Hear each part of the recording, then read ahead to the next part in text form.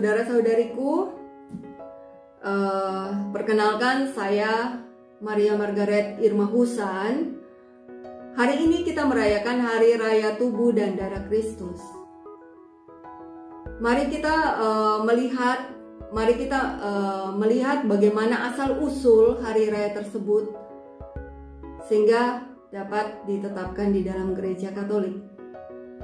Ada seorang biarawati, seorang suster yang bernama Suster Juliana yang lahir di Belgia pada tahun 1191 atau 1192, dan pada usia 5 tahun dia menjadi yatim piatu.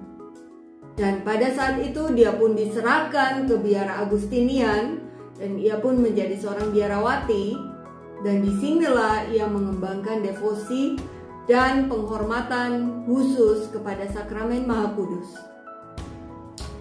Ia sering mengalami penglihatan. Ia mengalami penglihatan tentang gereja. Gereja yang dia lihat adalah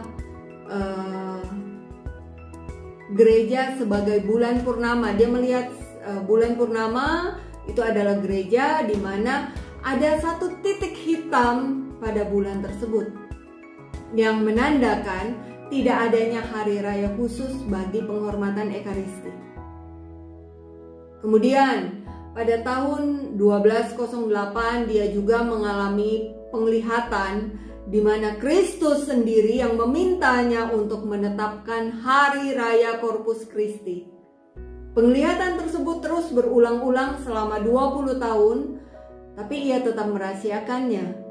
Sehingga pada akhirnya dia tidak tahan dan dia menceritakan kepada bapak pengakuannya, dan bapak pengakuannya itu menyampaikan kepada uskup. Bapak pengakuannya itu adalah seorang Dominikan, imam Dominikan, dan akhirnya bapak pengakuan bersama uskup itu, uskup yang menetapkan hari raya tersebut di keuskupannya pada hari Kamis setelah hari Minggu Trinitas. Selanjutnya, pada tahun 1264, Paus Urbanus keempat menetapkan hari raya tersebut bagi seluruh gereja Ritus Latin. Kemudian akhirnya semakin dikembangkan lewat Paus Clement kelima, yang kemudian menerbitkan dekret perayaan tubuh dan darah Kristus. Kemudian pada saat Paus Urbanus keempat itu dia mengajak seorang teolog terbesar gereja, Santo Thomas Aquinas, untuk menyusun himne Ekaristis. Nah, itu adalah asal mula perayaan tubuh dan darah Kristus itu ditetapkan oleh gereja.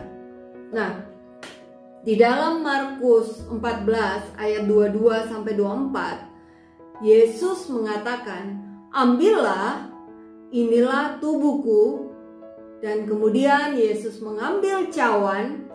Dikatakan Yesus sendiri yang berkata, "Ambillah, inilah tubuhku." Bukan lambang tubuhku, tetapi inilah tubuhku. Dan kemudian Yesus mengambil cawan. Yesus mengucap syukur dan berkata, "Inilah darahku, darah perjanjian yang ditumpahkan bagi banyak orang." Yesus tidak berkata, "Inilah simbol," tetapi Yesus berkata, "Inilah diriku, inilah tubuhku." Dan darah perjanjian itu ditumpahkan bagi siapa? Bagi kita. Bagi kita orang-orang berdosa, orang-orang yang tidak layak ini, orang-orang yang masih hidup di dalam kedagingan kita. Yesus mempersembahkan tubuh dan darahnya. Untuk apa? Untuk menguduskan kita. Lewat Ekaristi terjadi proses inkarnasi. Allah yang mengasihi manusia memberikan putranya, kemudian putranya mengutus Roh Kudus Kemudian Allah belum cukup dan Allah masih memberikan dirinya kepada kita di dalam rupa tubuh dan darah Kristus atau yang kita sebut Ekaristi. Pertanyaannya, apakah kita menyadari itu? Apakah kita menyadari rahmat yang begitu besar yang Allah berikan kepada kita? Apakah kita menyadari bahwa Allah yang begitu agung, Allah yang begitu kudus, Allah yang mau hadir dalam diri kita melalui Ekaristi? Allah yang kudus berkenan hadir dalam diri kita. Kita dikuduskan lewat Ekaristi kudus. Kalau kita menyadari semua itu dengan iman percaya, maka seharusnya kita akan selalu rindu untuk menerima Ekaristi. Saat-saat di mana kita dapat menerima Ekaristi itu menjadi saat-saat yang kita nanti-nantikan. Kita tidak akan terlambat untuk menghadiri misa Ekaristi. Kita akan datang, kita akan menyediakan waktu untuk menghadiri misa Ekaristi.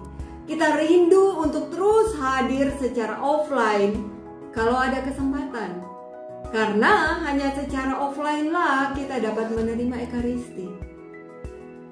Saudara, begitu banyak cara yang disediakan bagi kita saat ini. Saat ini bahkan kita pun yang misa di rumah, misa secara online, kita sudah dapat menerima Ekaristi melalui sakramen Maha Kudus yang dibawa pulang oleh keluarga kita. Ini pertanda apa? Tuhan begitu rindu akan umatnya untuk menggabungkan diri dengan umatnya, untuk umatnya menyambut Tuhan sendiri dalam sakramen Ekaristi. Saudara, saat kita menyambut tubuh Tuhan, Tuhan Allah sendiri yang hadir dalam diri kita. Kita tidak menerima roti biasa, tapi kita menerima tubuh Tuhan. Saat kita menyadari itu, dengan hati yang terbuka, dengan iman, maka seharusnya mukjizat Ekaristi terjadi pada saat itu di dalam diri kita. Ada hati yang dipulihkan, ada hidup yang diubahkan, ada hikmat dan jalan keluar untuk permasalahan yang kita alami. Ada kekuatan baru, ada damai sejahtera, bahkan ada kesembuhan fisik yang secara langsung dapat kita lihat. Mukjizat Ekaristi terjadi dalam diri kita, bukan kita hanya baca lewat kisah-kisah mukjizat Ekaristi, tetapi itu terjadi di dalam diri kita. Setiap kali kita menyambut Ekaristi dengan hati yang pantas dan terbuka. Penyembahan tertinggi seorang manusia kepada Allah ada dalam Ekaristi. Bagaimana hati manusia yang begitu penuh dengan rasa syukur akan Allah yang berkenan memberi diri baginya. Dan pada saat kita menerima Ekaristi, perasaan syukur itu tidak dapat kita lukiskan, tidak dapat dikatakan dengan kata-kata lagi. Tapi yang ada dalam hati kita hanya pujian akan kebaikan Tuhan dari dalam hati kita, dan semuanya itu tidak dapat terlukiskan dengan kata-kata apapun juga. Selamat pesta tubuh dan darah Kristus. Semoga hidup kita terus dikuduskan melalui Ekaristi, terus mendapatkan kekuatan di dalam perjalanan iman kita, dan hidup kita dapat menjadi dupa yang harum dan berkenan di hadapan Tuhan. Tuhan Yesus memberkati.